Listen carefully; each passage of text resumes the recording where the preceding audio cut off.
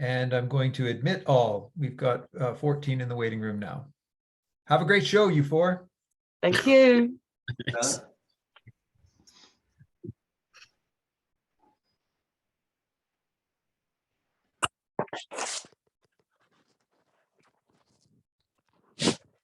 Good morning. Welcome to you all. Alan, can I just confirm, is everybody on that's joining the call, will you be muting the attendees? I will, yes. Thank you. And now I've lost you off my screen. Maybe you're still there. I'm here. Thank you. And are you ready for me to now start off?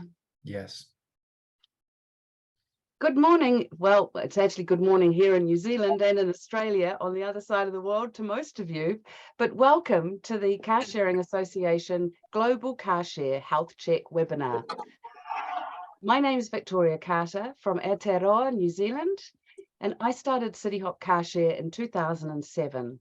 We were New Zealand's first and now largest carshare operator, and it's now owned by Toyota. Thank you for joining us. May I begin by introducing Alan Woodward, who many of you will have had contact with over the last couple of months as you've received emails from him.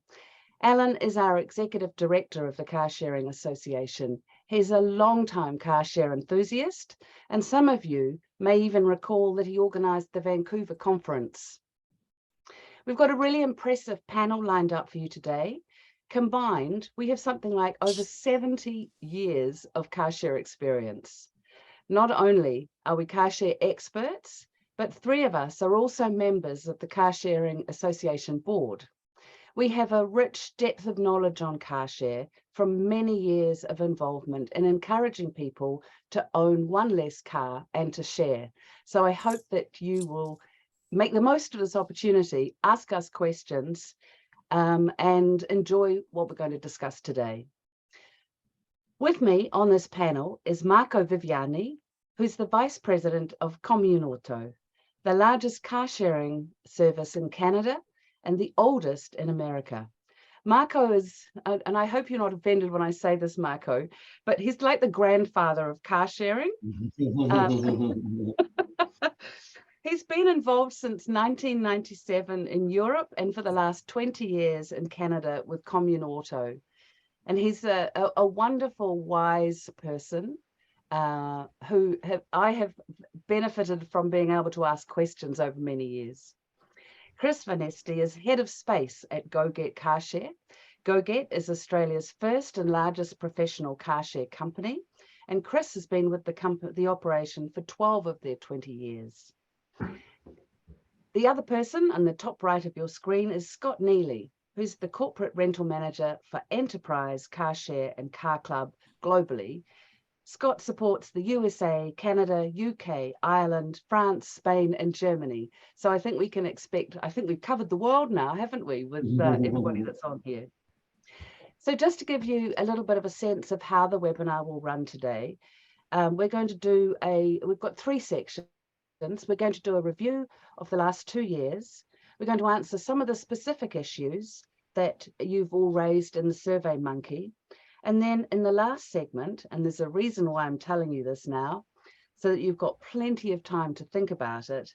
But in the last section, we want to ask all the car share operators on the call, what's one thing that they would love their local authority, municipality or government agency to do to help car share. And then we're going to invite the government people on the call to tell us one thing that they'd like to see more of from car share operators. So feel free to pop some of those questions or answers in the chat as we go through the webinar. We should all be done in about 40 minutes. And we will try and answer as many questions as appear in the chat function throughout the webinar. So some housekeeping, if you've got a question or a comment, feel free to pop it into that chat function. Okay, let's get started. So Scott, starting with you, would you like to describe what the last 2 years have been like for you with car share?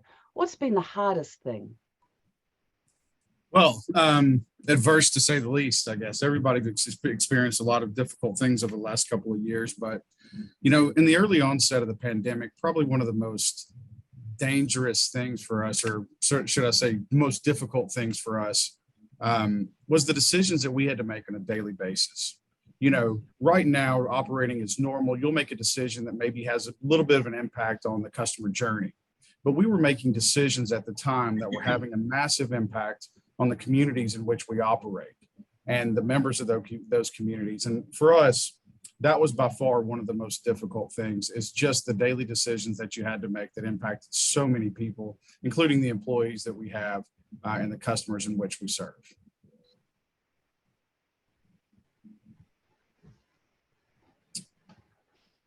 Sorry, Chris, what about you in Australia? Yeah, have to agree 100%. The hardest thing was trying to make those decisions to make sure our customers still had that essential service they need. Everyone, I think globally, we saw Australia's run on toilet paper. Yeah. Go get members needed to go get toilet paper too. So we had to keep the service up and running, but still, yeah, make those decisions of which cars, where, how to clean. But I guess stepping back 2 years was tough with COVID, but we've seen some pretty major effects of climate change in Australia actually over the past 4 years as well. So in 2018, we had a major hailstorm roll through. We had 600 cars damaged. We learned a lot from that. Summer of 2019, we had the major bushfires in Australia, lost a few cars from that as well. Saw really decreased travel demand when the major smoke was affected and people weren't leaving the city. And then this year we've seen some pretty major flooding and then lost cars again from some of those flooded areas.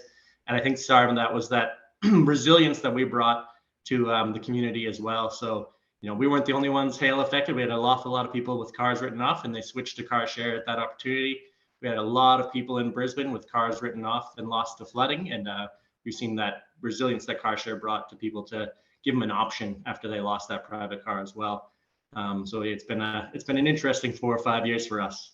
Thank you. And Marco? For us, it has been especially a learning period, in the sense that, you know, before the pandemic, we were operating since 26 years. You know, things were rolling like quite in a usual way. We knew what to expect, and sometimes, you know, when you are used to something, a usual growth and so on. So, you know, you think that this is the way to do, and this is how things go. And instead, you know, when everything changed, well, you know, we had to learn that finally things are not always the same, and we had to adapt. And this was also a period in which we discover how the service is essential to the people, to the household that they use it. So, you know, people really asked us to keep the car running, learn how to use the car and keep them safe, and you know, and how without car sharing, those people would be stopped, you know, at home. And this was, you know, a big learning for us. Of course, we had to learn also to adapt to the logistic problem in purchasing car, in planning in advance through uncertainty, and the boost in membership that we had in the last 2 years. We double membership in the 2 last year. So it means, you know, that what we've done in 26 years, we doubled in 2 years after, you know, make us learn new way of doing, and that we are still, you know, implementing and learning. So, you know, I feel that among all the complicated things, there was a lot of new good things that we learn and we try to put in place now. Thank you, Marco. I think you've really described VUCA, the ambiguity, the chaos, the uncertainty, and the volatility that we've all had to get used to. So tell us, what's been the most unexpected thing from the last few years? Marco, shall we start with you this time? Yes, well, especially was really planned. The membership boost that we have. You know, of course, April 2020 was almost everything going down in terms of usage, apart from a healthcare worker that used our car for free. You know, there was not so much usage. But then from May on, has been 40–50% more usage than before, because, you know, people changing habits and things changing in the mobility offer. And, you know, car sharing revealed as a very important tool. And that was this incredible boost in usage. So, you know, and of course, we could have not expected, you know, and when everything started. It sounds like a bonus. Scott, what about you? I'm going to echo Marco's comments there. The surge that we had starting really that summer of 2020, early in that summer, was completely unexpected, and you know, it sustains for the most part. And I think, you know, potentially what happened there is what led people to car sharing is maybe not necessarily what kept them there. It's, you know, there was kind of a move away from mass transit, if you will, or transport that led people maybe to car sharing to have their own space. And I think once people were introduced to that, they realized the convenience of that and the space in which that fit whenever they talk about getting about, you know, the urban areas. So. Thank you. And Christopher?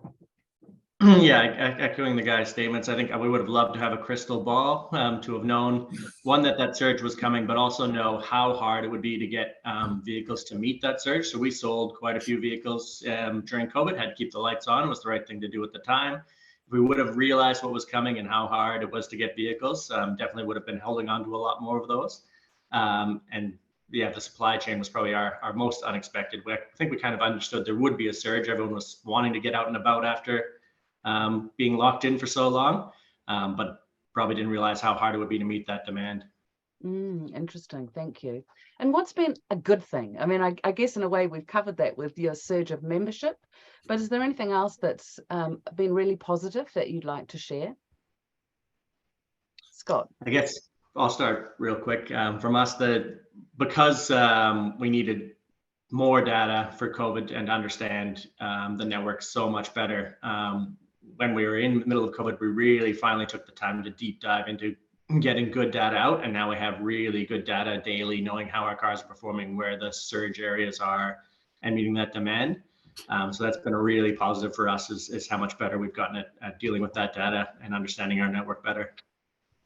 Thank you. Scott? Yeah, one of the big positives for us is really our team. I mean, whenever you have a group of people that are working towards, you know, this unified cause of getting through something so really traumatic, you know, we formed a bond through that we still have today. And I think we all feel a lot better about our team now than we did back then. You know, there's an amount of, you know, the number of conversations and the things that you go through in a situation like that really can do wonders for employee engagement, ironically. So that's one of the things that we got out of it. Great. And Marco?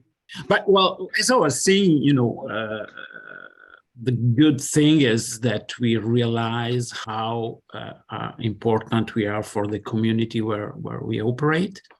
And the other thing was, you know, this boost in membership and the difficulties with car, and, you know, made us learn how to better plan and manage logistic with having new cars and adding in the fleet and maintain them for a longer time than usual. You know, it was kind of a shock, of course, but also a positive shock that, you know, made us realize that we could do things even better. Interesting. And is there a specific challenge that each of you have overcome or learned from, or that's changed the way that you've operated? Mhm. Marco, let's start with you. Yeah, but you know, it's still a challenge that we have. That is the shortage of cars that we are living, you know, and that obliged us to change the way the way we do things. Last year we missed 30% to 30% of the car that we order, and that we needed to cope with the demand. And this, you know, it was a big problem, and so, you know, we had to learn and to change the way we operate in this field. Diversifying model, you know, maybe you know, Comnoto has typically kept limited the number of different models, working with rental for the other kind. And, you know, the fact that now we have to order and plan 12 months in advance instead of 4 months in advance, the increase in the fleet, you know, retaining old car and maintenance. So, you know, all these things has been changed to, and still is a challenge, you know, to cope with the situation. And Chris. Yeah, echoing Marco there. So we were selling our cars every kind of 2.5, 3 years ago. We have quite a high value membership base, and they don't want to be driving older vehicles, and it made us so that we didn't have to really focus too much on holding a car and maintaining a car long term. Obviously, that's changed pretty severely, and so we've really focused on how do we make that car work harder, longer, which is also, I mean, great financial benefit for us, great environmental benefit that we're holding cars and using them longer. And then we just have to make sure that the members are still getting what they need. So one of the big things we've done with the older vehicles is actually swapping out that in-car audio technology so that it brings that new, you know, Android Auto, Apple Play to the cars, and it feels like a new car again. What's the matter with the outside, as long as it's refreshed as well? Whether it's a 2020 model with a slight change bumper or a 2016 model with the old bumper, it doesn't matter as long as it feels like a new car on the inside and still looks nice. Scott.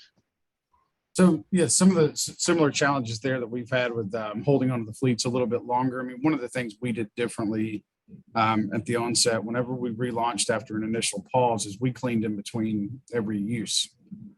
Made it incredibly challenging from a logistics perspective, but we carried that out for a year, and you know, all throughout up and down the UK for every one of our vehicles. And we learned that we could actually challenge ourselves to operate a lot more efficiently, and that's really, you know, one of the biggest things from that challenge that I think we took out of it. And I think even as we've come off of that cleaning in between and going to a more regular cleaning cadence, like you would with a normal car share operation, we gained a lot of efficiencies there operationally. So there were benefits to that, as difficult as it was while doing it. Thank you. So now we're going to move to some of the issues that our members have raised through the SurveyMonkey that we sent out last year. Some of you have covered this topic already, but maybe there's some more that you can add about how you have all managed the fleet shortage and its impact on the cost per unit and everybody's ability to scale car share. Marco, do you want to kick off? Yeah, but well, apart from the things we said before, for sure, we had the challenge to educate our, you know, we are still doing our users to optimize their usage, consider that the availability is limited. As you maybe know, we operate at the same time free floating and station-based. And so, for example, we had to adapt our fare structure and explain to our member that they could use a flex also for long trips if they could not book a car in advance and things like this. And so, you know, it's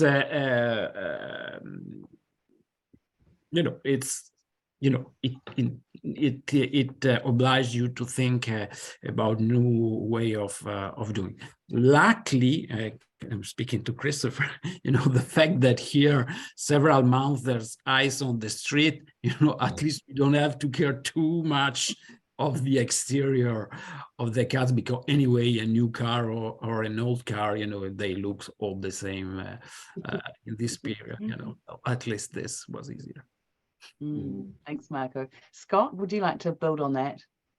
The only thing, I mean, the fleet shortage and, the increase in vehicles or increase in the cost of vehicles is without a doubt had a massive impact. And, ultimately we've had to do what most businesses have done and increase prices, which is incredibly unfortunate. But I think often you'll compare, you look at the total cost of ownership from a private vehicle to, car sharing as an alternative. And, if you go and purchase a private vehicle right now, you're going to be paying a lot of money for that. So I think that alternative that we always talk about still stands as a very viable alternative, even with slightly increased prices. I'm glad you've made that point. And Chris? Yeah, so I guess one of our big focuses on the availability. We haven't done a lot of what Marco did of trying to educate people on how to use us differently. I mean, I think that's very important. We have a lot more probably midweek availability than we did in the past, with less business using and more people on Zoom for their business meetings. So people can shift those trips to our area where we have a lot less demand.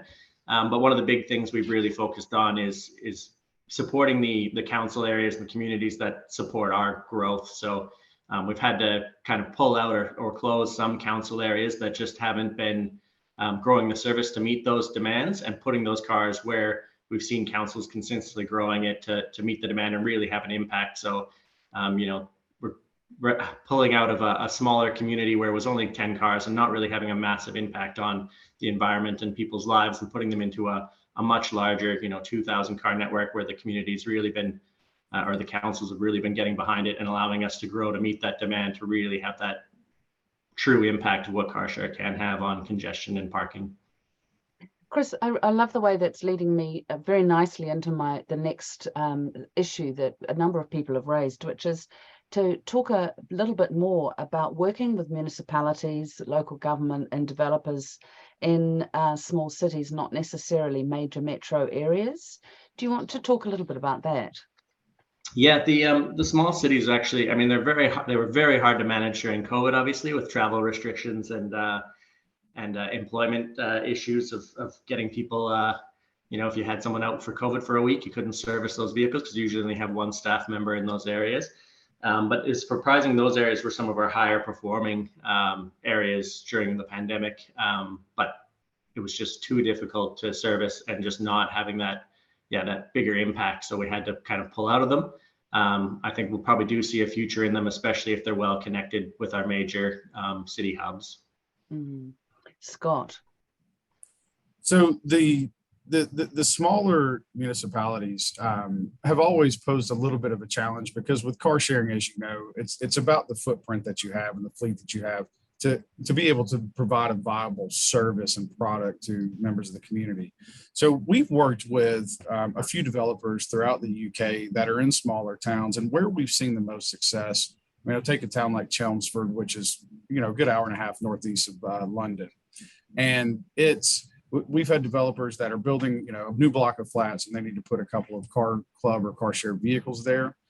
It makes a lot more sense for us to do that if we've engaged with the local authority of the local government there to have at least 10 vehicles, so you can have a little bit of a service that's providing to everybody, instead of 2 vehicles, which is not really a network to 100 flats or the residents of 100 flats, right? So that without a doubt is a challenge. I think that, the governments are doing the right thing by asking or requiring the developers to engage with car club and car share operators.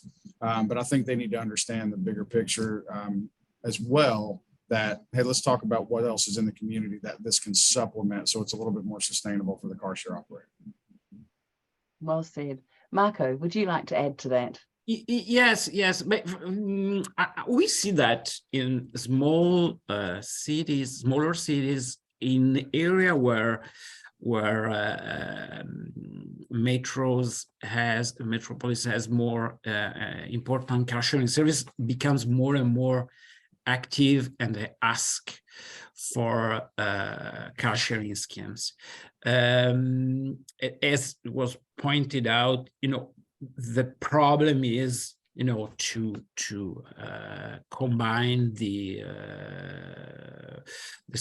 economic sustainability of this model and the wish that we have to deliver car sharing to all communities, or the biggest number as possible. So we are having some pilot project with some municipalities in which we start from sharing cars between the municipality usage and the citizens in order to offer a bigger service to citizens in the weekend and in the evening, while fulfill some of the needs of the municipality. It seems a scheme that works well.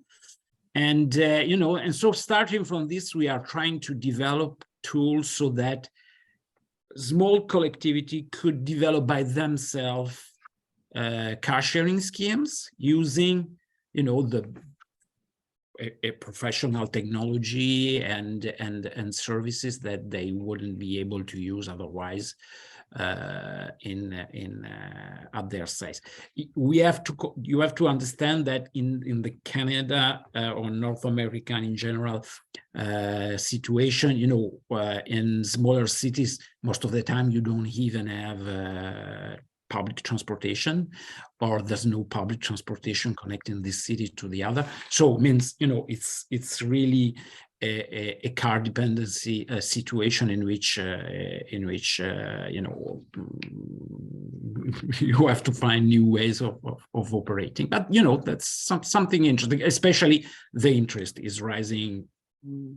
I wouldn't say there's no week in which we don't have a new small city asking for us to launch the service.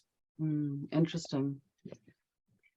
Just, I'm going to jump to a question that we'd agreed we might cover further on, but I feel it ties in really well here, which is that many car share operators have raised the issue of how can we get a change with parking policies and requirements from municipalities to support the car share service. Chris, do you want to kick off with some comments on that? Yeah, I mean, I think the one thing we've all gotten really good at is giving the communities, the government, the data. We know it works. We've proven it time and time again. You can see the usage. You can see where the members live.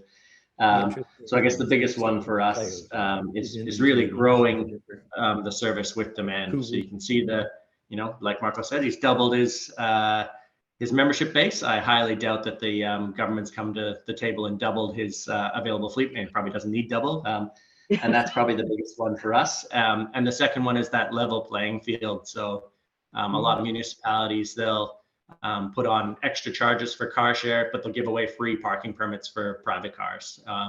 They'll allow private car owners to own, giant polluting 4x4s, but a car share company can operate a 4x4, even though that's the best-selling car in Australia. So a little bit of, we want level playing field with the private car, because that's who we're competing against, and then ability to grow and meet your residents' demand. Really useful. Scott, can I get you to talk a little bit about the success of New York? Yeah, so the pilot that was run in New York with the New York City DOT, it was around, I guess, exactly what you're talking about, Chris, where leveling the playing field for parking places for private users and for car share operators.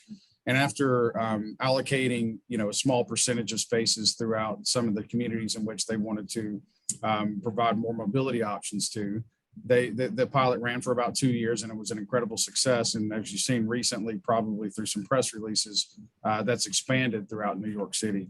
And if anybody's been to New York City, you know that it's probably one of the most difficult places to park in the world. So, if a city like New York can use their governmental powers to implement a parking scheme, if you will, for car sharing, I think that a lot of cities can probably take note there.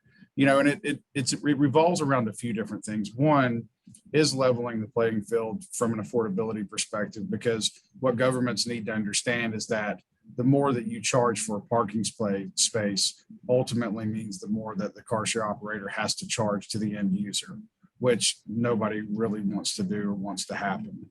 And the other thing that's equally as important is enforcement, because if you don't have enforcement and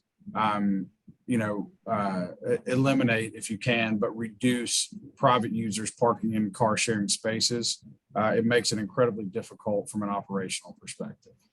So for me, those, that as low as possible entry costs there for doing business, and then the enforcement of the parking, two very important things. Thank you. Marco. But as Scott was saying, is it possible to change parking policy requirement? And this, it became an absolute need. I think that as in with small cities, the interest and the understanding of the role of car sharing, is increasing even in big cities. What probably misses the understanding that the change in society and mobility need a fast reaction. As Christopher was pointing, when we have to double our fleet in 2 years, means we have to find fast way to provide access to the people to this car. Last year only in the city of Montreal, we tried to add in it, because after some of the cars, as I said, never arrived, but 800 cars in 1 year, it's a challenge. And if you have to negotiate space by space, well, it will take you 20 years to do it. So, and I think, maybe someone in the audience,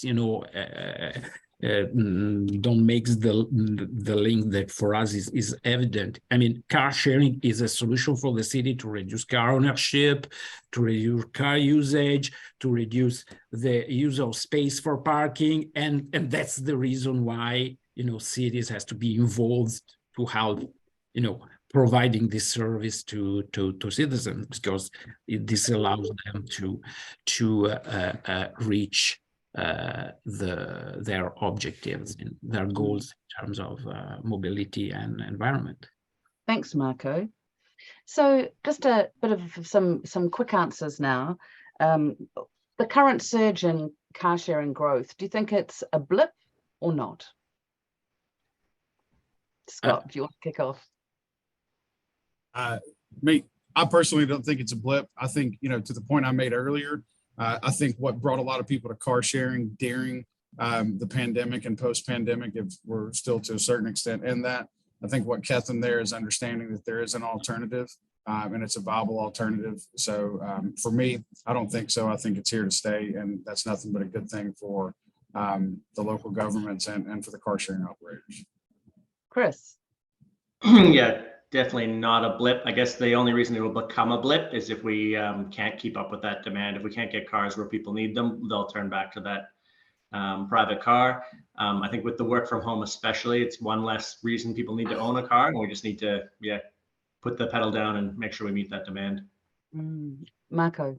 Yeah, but of course I agree. I mean, the shortage of new car for retail market and the costs, the increasing costs of rentals and so on, made people look at car sharing more intensively. But there's really a change in mobility patterns due to the change that we have in our life, in the way we work and the way to move.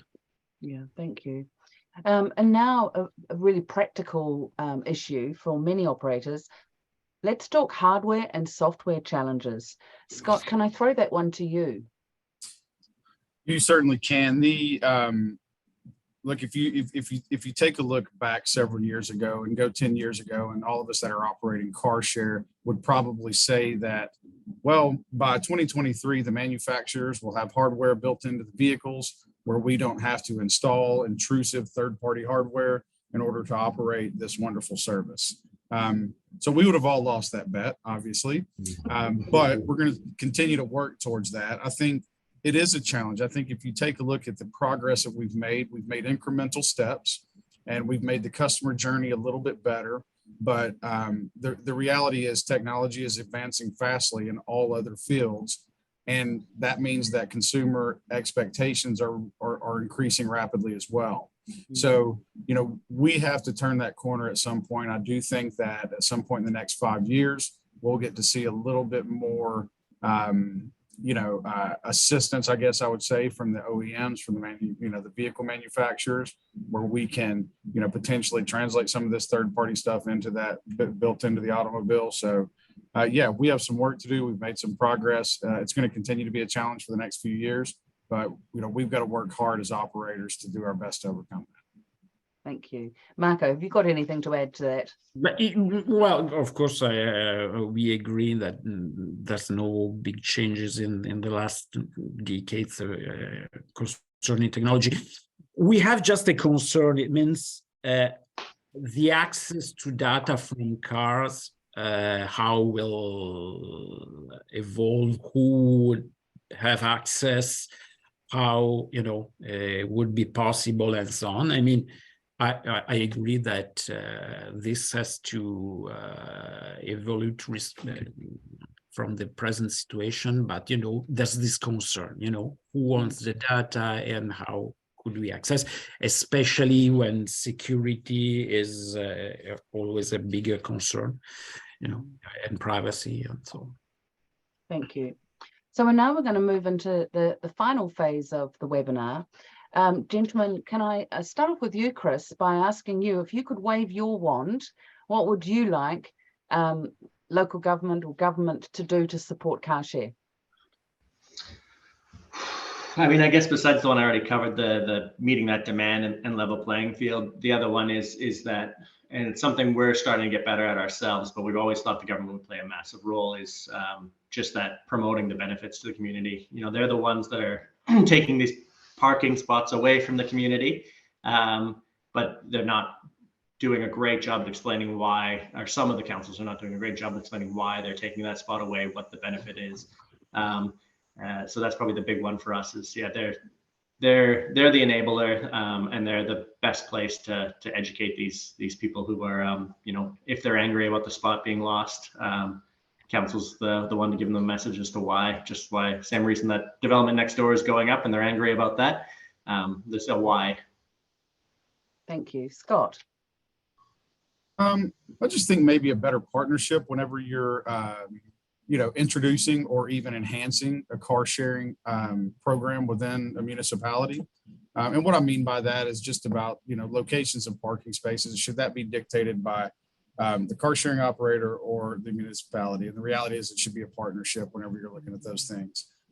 Because I think, we as operators have the data that will help, these government bodies, but they also have the access that helps us, right? So I think just a little bit more of a partnership would probably be the best way forward.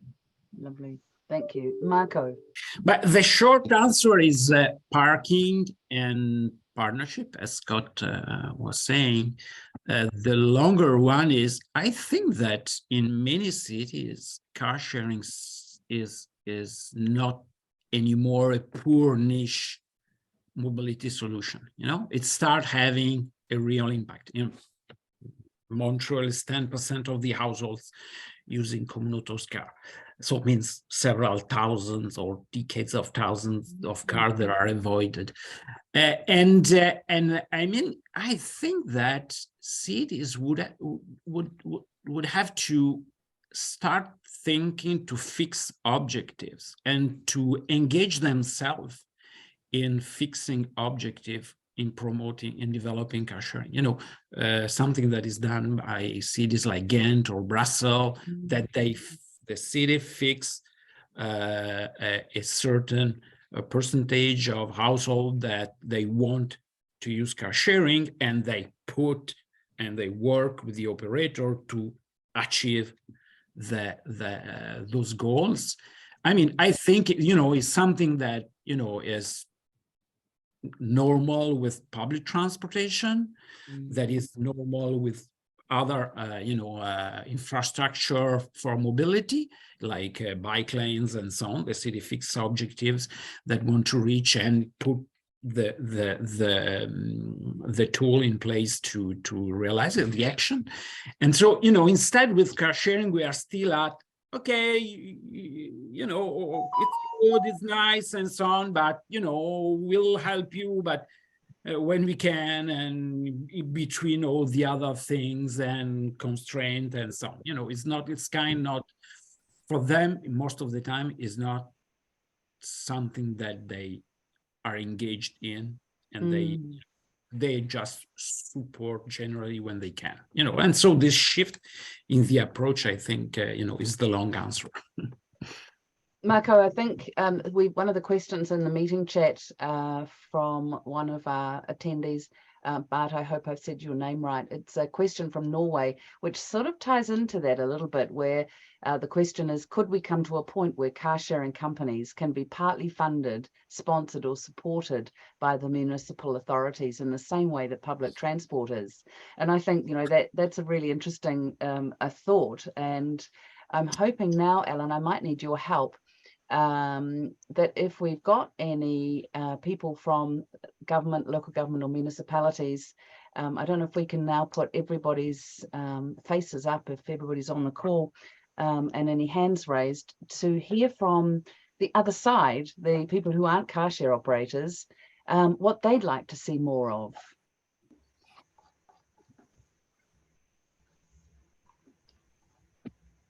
They must love us. There is nothing. No, I of course, it could be a little bit intimidating that you're not expected to speak. But maybe while someone from okay, we see someone reacting. More EVs. Yes. We would like more EVs. More too. EVs. That's interesting. I'm guessing, Igor, that you are from a government type agency. So that's interesting. You'd like to see more electric vehicles in the fleets of car share operators. We've lost Chris, but I hope he comes back.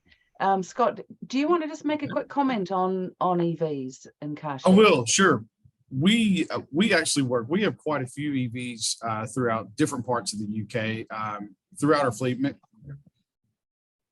over 100 we currently have EVs, and to be honest, we're learning a lot every single day. I mean, a lot of it comes with its challenges operationally. You have to have the appropriate infrastructure, which the local councils that we worked with in the UK where we have these EVs have done pretty good from the infrastructure perspective. But the challenges is sometimes with the operators from car sharing and making sure that gets plugged in at the end of the use, so the next person has a charged vehicle when they get it. But we are always looking to introduce more and more EVs, and as a company, we're acquiring and procuring more and more EVs. So I think we'll see that evolve. I think we just have to, for lack of a better term, drip feed that into the customer base to make sure that they treat these vehicles appropriately, so everybody gets the best out of them. Fair enough. If I can jump in with this is typical, according to me, a point in which the partnership, a different approach from the municipality, has to work. Buying electric car is much more expensive than regional car. People usually tend to use for shorter trips because of the limited autonomy. We need to have charging infrastructure and so on, so on. So, and I think that almost all the operator would love to increase their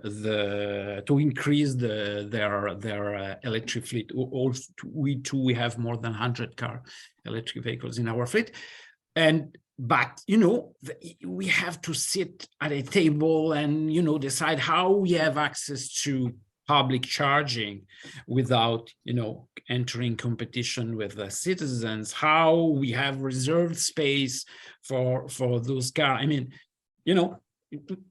I think it's really a work of collaboration that could help in realizing. I think operator can invest more in this, but we need cities to invest, you know. I think you're right. It is that partnership. I remember at the Paris Carshare conference, Zipcar unveiled their fully electric by 2025. I imagine that they are getting closer, but it's still a bit of a way off. And an aunt from Switzerland has just put in the chat section that they plan to electrify all their 3,000 cars by 2030. And I know you're on the call. Do you want to have if it's easy, do you want to very quickly just give us a couple of comments from yourself? Well, yes, hello everybody, and it's been an excellent debate. Happy New Year to all spanning the world here.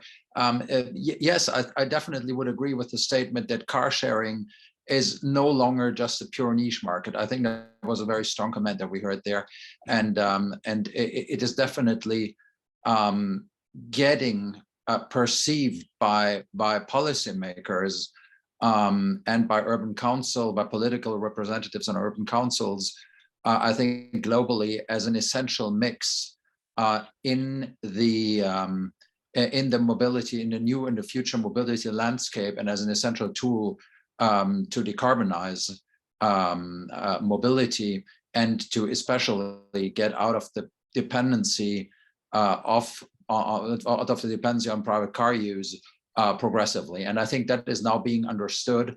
CSA has done some excellent lobbying work also in the years pre-pandemic, but I think actually what is very surprising from our side, the pandemic, and I think I agree with the colleagues here, has given car sharing more of a boost rather than hinder its development. We were very fearful at the beginning that due to several people sharing a vehicle, you know, and the cleaning protocols, there would be a big hesitancy. And no, there wasn't. We did quite well during the pandemic, and I can really align with the comments of the colleagues, with the remarks that were made. We also, of course, increased our cleaning protocols for our 3,000 vehicles. We run all across Switzerland in smaller and larger communities. But we supported also essential workers in the beginning of the pandemic to make up for the professional, for the business segment that also for us took a plunge at some point. But I think on the other side, the need to have access to a car when you need it, especially in a sort of an emergency situation, there were a lot of new customers that realized that, and it became much more mainstream. And car sharing, in my eyes, is in the process of leaving this a bit, if I may say so, greenish academic customer base that we have traditionally, and expanding into new customer markets, which is very healthy, since it stabilizes not only the critical mass of customers, but also the use cases that we have, and helps us run the cars really 24/7, getting near what is considered an ideal occupancy and use rates of the car. So no, I think globally we're making a good progress here. Thank you for that. So what I'm just going to propose, because I'm just conscious that we're coming to near the end of the webinar, is that if you've got questions or ideas, if you're a municipality or a government agency or a car share operator that has got a question or a comment that you haven't put into the chat section yet, feel free to email Alan, because I think it'll give us an opportunity to either have some more casual chats in this format, or to have specific topics that we cover. For example, Bad from Daily, I hope I'm sure I'm not saying that right, sorry, from Norway. I think actually we need to have a half an hour session on electric cars in car share. I think it needs its own space, and so let's maybe make a note of that, Alan, and endeavour to do that in the next 2 months or so.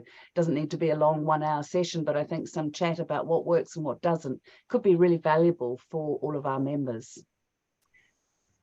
Thank you, Ant. Right, so look, we're coming to a close now. I hope for all of you this has been useful. As you know, the CSA hasn't charged any subscriptions for the last few years. We were conscious that everybody was in a different environment and struggling, but we do want to feel that we add value, and we want to raise the awareness of the CSA. And so a call out to any of you that might like to join us on the CSA board. We are always looking for new people to join us on the board. Drop a note to Alan, who's put his email into the chat section with your credentials. It's not too onerous. We meet about once every 3 months online for about 30 minutes. And the other thing that we'd really like to ask you is, if this has been useful to you, our audience, what would you like to see more of? You've already given us an idea of having an electric car share topics for some time, but would you like more regular catch-ups like this sort of a webinar? Please let Alan know, what do you want, so that we, the CSA, can provide good value to you. Thank you so much for joining us, and look forward to seeing you all again, either in person at a conference or in this technology way. And thank you very much to Scott, to Marco, and to Chris for the preparation you put into today, and for your really open and frank explanations of how Carshare's been in the last few years. Thank you to everybody for joining us. Thanks Goodbye. to you. Thank you. Thank you all.